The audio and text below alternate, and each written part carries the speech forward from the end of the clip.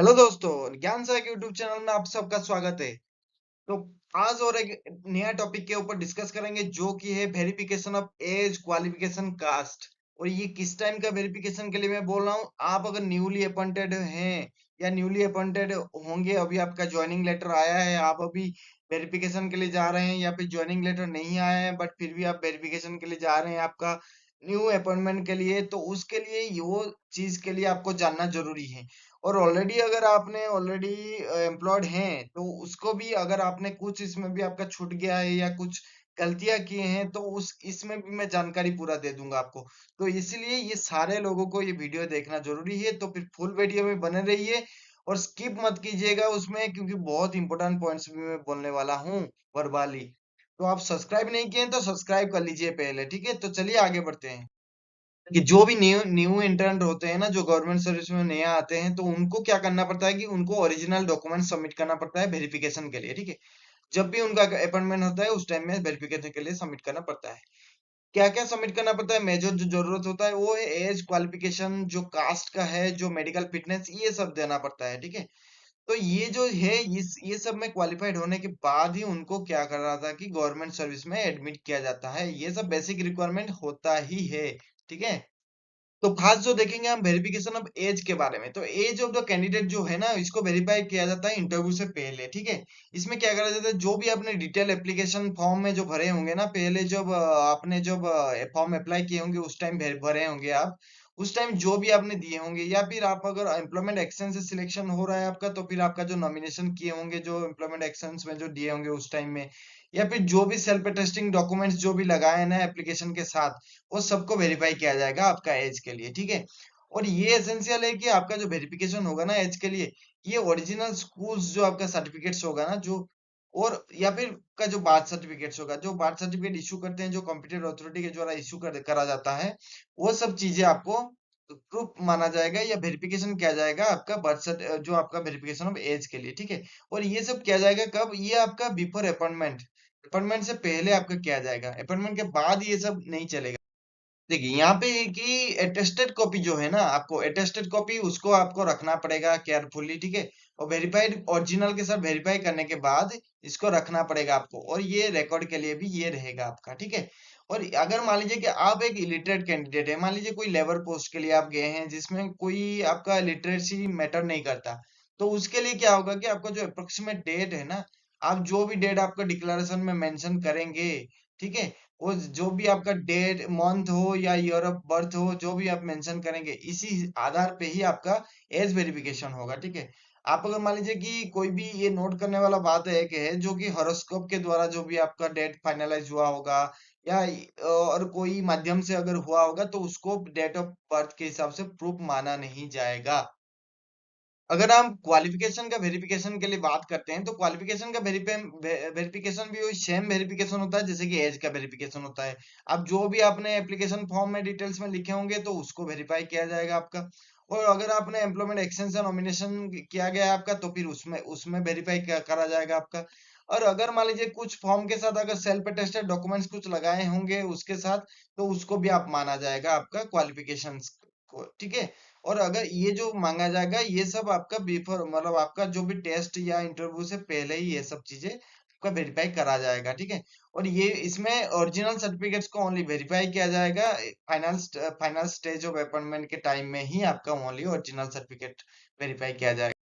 बहुत सारे different educational institution होते हैं जो कि बहुत सारा पैटर्न फॉलो करते हैं, जैसे कि ईयरली और सेमिस्टर सिस्टम फॉलो करते हैं। कोई कोई परसेंटेज लिखा जाता है, कहीं पे ग्रेडिंग, जो डिविजन ये सब लिखा जाता है, ठीक है। वो बहुत सारे यूनिवर्सिटी और बोर्ड भी फॉलो करते हैं।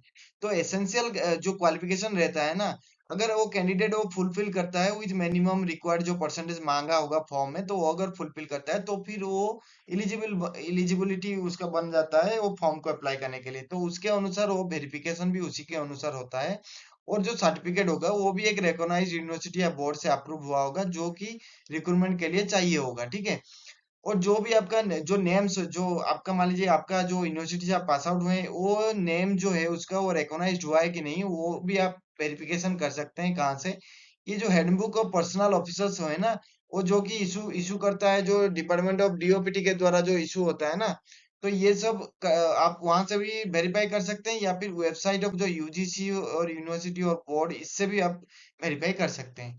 एक होता है इक्विवेलेंस सर्टिफिकेट, जो कि बहुत सारा यूनिवर्सिटी में क्या होता है कि इंडियन यूनिवर्सिटी में भी होता है क्या कि आप कहीं पे परसेंटेज में फॉलो किया जाता है, कहीं पे सीजीपी में पीए में फॉलो किया जाता है, कहीं पे ओजीपीए में फॉलो करा जाता है। तो उस कारण बहुत सारा यूनिवर्सिटी या बहुत सारा जो फॉर्म अप्लाई करते हैं कॉम्पिटिटिव एग्जाम के लिए, वो सब मांगते हैं इक्विवेलेंस सर्टिफिकेट, ठीक है। वो वेरिफिकेशन के टाइम पे मांगा जाता है। मेनली ये फॉरेन डिग्री के लिए माना जाता है, क्योंकि ये जो ऑल इंडिया यूनिवर्सिटी है उनका जो रहता है, जो डिग्री का जो फॉर्मूला है ना, वो थोड़ा सा डिफरेंट है रेदर देन जो फॉरेन डिग्री कोर्सेज के लिए, ठीक है। तो ये फॉरेन डिग्री कोर्सेज के लिए जो करने के लिए जा रहे हैं, वो all India university new Delhi के द्वारा ये इक्विवेलेंस सर्टिफिकेट दिया जाता है। अगर यहाँ पे हम कास्ट सर्टिफिकेट का बात करते हैं, तो कास्ट सर्टिफिकेट में जैसे कि एससी एसटी और ओबीसी सर्टिफिकेट अगर हो गया, तो फिर ये ओरिजिनल सर्टिफिकेट है ना, इसको प्रोड्यूस करना पड़ेगा प्रेस्क्राइब फॉर्मेट में। जो कि फॉर्मेट हम भी डिस्कस करेंगे, वो फॉर्मेट भी आप जान के रखना चाहिए, ताकि आपको आसान हो जाए, ठीक है। और वो भी कॉम्पिटिटिव अथॉरिटी के द्वारा ही इश्यू होना चाहिए। जो भी ओबीसी सर्टिफिकेट होगा ना, ये मोर देन 6 मंथ नहीं होना चाहिए, ठीक है। ये लेटेस्ट होना चाहिए। जो भी प्रेस्क्राइब फॉर्मेट में दिया जाएगा, वो प्रेस्क्राइब फॉर्मेट में आपका 6 मंथ से कम ज्यादा नहीं होना चाहिए, ठीक है। और ये वो क्लियरली मेंशन करना चाहिए क्रिमिनल है या नॉन क्रिमिनल है, क्योंकि ओबीसी में आपको भी पता है कि क्रिमिनल नॉन क्रिमिनल होता है, ठीक है। यहाँ पे अगर हम आप मान लीजिए कि डिजेबिलिटी में बिलोंग करते हैं, ठीक है, तो उस केसेस में क्या होता है, जो भी कैंडिडेट डिजेबिलिटी में होते हैं, वो अगर 40% से ज्यादा है, उनको डिजेबिलिटी सर्टिफिकेट शो करना पड़ता है कॉम्पिटेंट जो भी मेडिकल बोर्ड है ना, जो रिकॉग्नाइज हॉस्पिटल के द्वारा, उसमें शो करना पड़ता है। और उसमें मेंशन ये होना चाहिए कि नेचर ऑफ डिजेबिलिटी क्या है। मान लीजिए कि ऑर्थोपेडिकली हैंडिकेप्ड है या मेंटली डिजेबल्ड है, ये सब चीजें जो भी कैटेगोरिकली हियरिंग इम्पेयर्ड है, ये सब कैटेगरी होता है, ठीक है। और परसेंटेज ऑफ डिजेबिलिटी मेंशन करना चाहिए, जैसे कि 40% है तो 40% या 50%, 60%, इस तरह का डिजेबिलिटी उनको मेंशन करना पड़ेगा, ठीक है। जो भी सर्टिफिकेट है वो कैंडिडेट ये वेरीफाई होना चाहिए, ठीक है। उसके बाद जाके ये कॉम्पिटेटिव अथॉरिटी के ये जो प्रेस्क्राइब फॉर्म के अनुसार वो जाके उसको कॉम्पिटेंट अथॉरिटी के द्वारा इशू करवाएगा, ठीक है। वो सब इशू होने के बाद जो वेरिफिकेशन होगा, ये सब सेटिस्फाई होने के बाद, जो भी जेन्युइननेस ऑफ द सर्टिफिकेट को वेरीफाई होने के बाद, ये रिकॉर्ड के लिए रिटेन किया जाएगा। अदरवाइज इसको रिजेक्ट कर दिया जाएगा। जो भी मेडिकल सर्टिफिकेट की अगर बात करते हैं, मेडिकल सर्टिफिकेट जो कि प्रोड्यूस किया जाता है किसके द्वारा, जो भी आपका मेडिकल अथॉरिटी के द्वारा प्रोड्यूस किया जाता है। और वो मेडिकल अथॉरिटी का जो सर्टिफिकेट होता है, उसको वेरीफाई किया जाता है। और ये किस किस कैटेगरी के लिए प्रेस्क्राइब किया गया है, वो सारी चीजें जो कॉम्पिटेंट मेडिकल अथॉरिटी होते हैं, वो उसको मेंशन किया जाएगा। ये जो मेडिकल सर्टिफिकेट ऑफ फिटनेस रहेगा ना, ये इसको आपको ओरिजिनल ही रखना पड़ेगा ऑफिस को। आप ऑफिस को ओरिजिनली प्रोड्यूस करेंगे, दे देंगे ऑफिस को, ठीक है। आप चाहो तो उसका जेरॉक्स भी रख सकते हो। और उसको ये part 2 of the service book, उसको वहां पे वो लगा के रखेंगे, ओरिजिनल लगा के रखेंगे, क्योंकि ये ज्यादा महत्वपूर्ण होता है आपका सर्विस लाइफ के लिए। ये देखिए, मैं यहाँ पे फॉर्मेट भी मेंशन कर दिया हूँ। ये जो प्रेस्क्राइब फॉर्मेट है, ये फॉर पीडब्ल्यूडी है, जो फिजिकल पर्सन विद डिजेबिलिटीज होते हैं।